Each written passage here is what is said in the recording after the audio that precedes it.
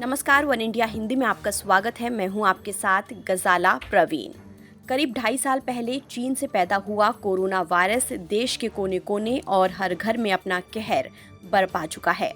लेकिन अब धीरे धीरे हालात बेहतर हो रहे हैं। दुनिया के दूसरे सबसे बड़े देश भारत में कोरोना के मामले में कमी जारी है।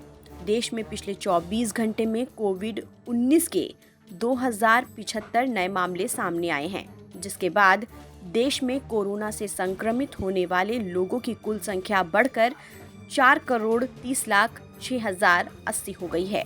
देश में कोरोना के रोज सामने आने वाले मामलों में कल के मुकाबले में 18% की गिरावट दर्ज की गई है।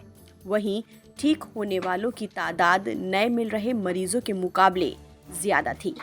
कल 3,383 लोग ठीक हुए। इसके साथ ही देश में पिछले 24 घंटे में 71 मौतें दर्ज की गई हैं। कोरोना के मामलों में आ रही गिरावट और ठीक होने वालों की संख्या के ज्यादा होने से सक्रिय मामले भी कम हो रहे हैं।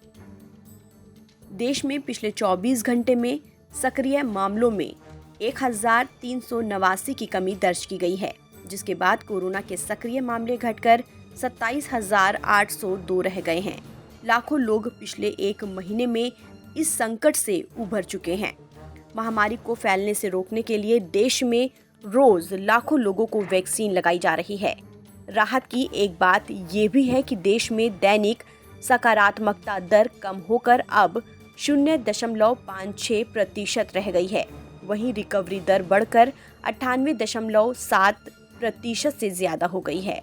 कुल मामलों में सक्रिय मामले 0.06% है, जो कि बड़ी राहत की बात है। देश में अब तक 4,24,61,926 लोग कोरोना के संक्रमण से मुक्त हो चुके हैं।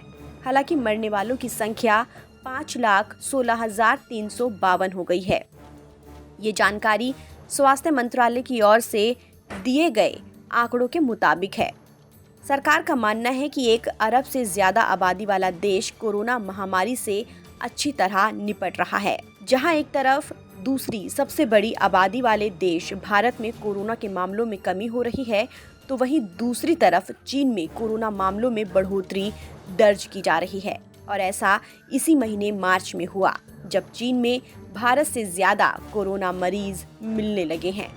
लेकिन कोरोना के मरीजों की संख्या महज चीन में ही नहीं बल्कि कई देशों में बढ़ रही है। ऐसे में भारत में लोगों को समझना होगा कि अगर उन्हें अपनी सेहत प्यारी है तो इसके लिए सरकार की किसी पाबंदी का इंतजार किए बगैर खुद अभी से ही सचेत हो जाएं। फिलहाल इस खबर में इतना ही। देश और दुनिया की तमाम खबरों के लिए आप बने रहिए वन इंडिया हिंदी के साथ।